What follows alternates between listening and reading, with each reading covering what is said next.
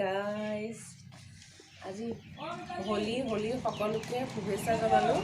আজি এটা নতুনকৈ ব্লগ বনাবলৈ লৈছোঁ।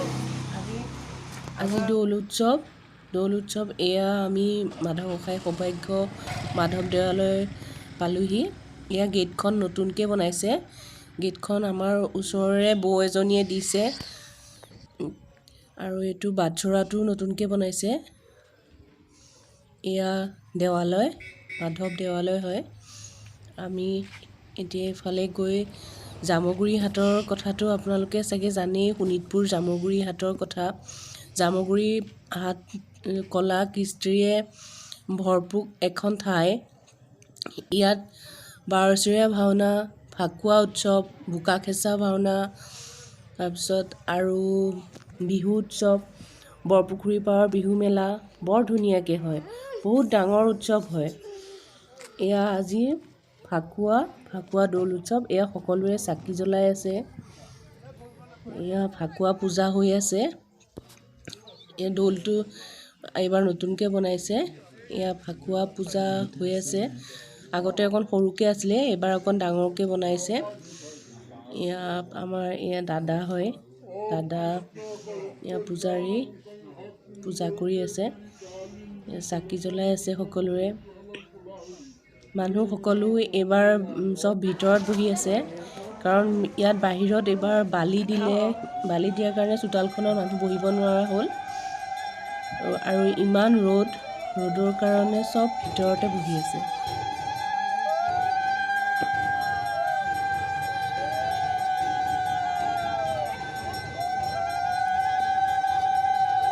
এয়া জোলন এতিয়া আৰম্ভ হ'ব। মাধৱ গোসাঁইক জোলন কৰিব। জুলাই মানে পিঠিলৈ আগৰ দাদা, আমি সেই ঠাকুৰৰ পৰিয়ালৰ যিজন দাদা হয়, আমি সেই ঠাকুৰৰ পৰিয়ালৰে হয় বোৱাৰী। সেয়া দাদাই পিঠিত লৈ পেলাই, আমাৰ দেউতা দাদা পিঠিত লৈ পেলাই মাধৱ গোসাঁইক কেনেকৈ জোলায়। এইবাৰ দাদা নহয়, বেলেগ এজন পুৰোহিতে এয়া জোলাইছে।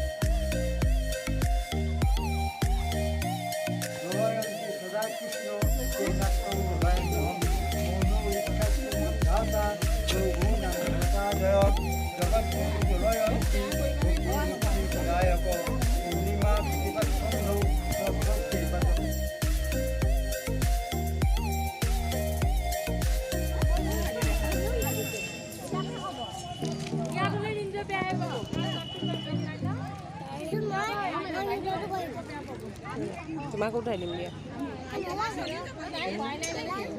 চবকে উঠাই দিম ৰ'বা।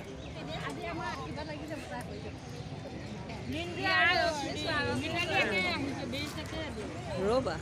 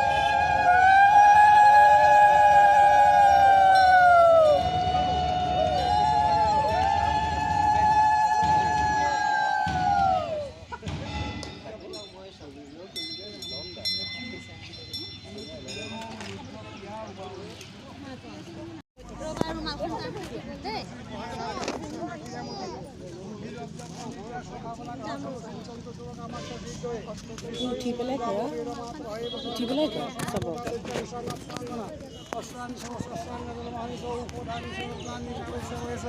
शूलेन पाहिनी देवी पाहि खरेन संगीत घंटा स्वर्ण परिसा पूजन सहित पश्चिम लक्ष्मी संगीत रक्त देखिने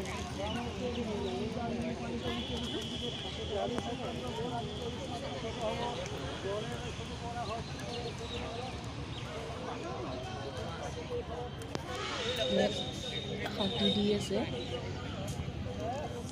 গোসাঁই ঘৰৰ ভিতৰতো শান্তি কোনোবা এজনে গৈ শান্তি দিছেগৈ মানুহখিনি উঠি আহি বেয়া পাইছে অলপমান মানুহ ইয়াতে উঠি আহি পেলাই শান্তি লৈছেহি এয়া এগৰাকী এগৰাকীকৈ আহিছেগৈ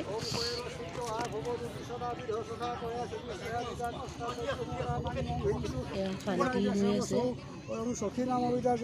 এবাৰ ৰ'দটো বেছি আৰু বালি দিয়াৰ কাৰণে চোতালৰ ফিল্ডখনত বহিব নোৱাৰা হ'ল আগৰখিনি আপোনালোকক দেখাবলৈ বহুত মানুহ সেৱা কৰি গুচি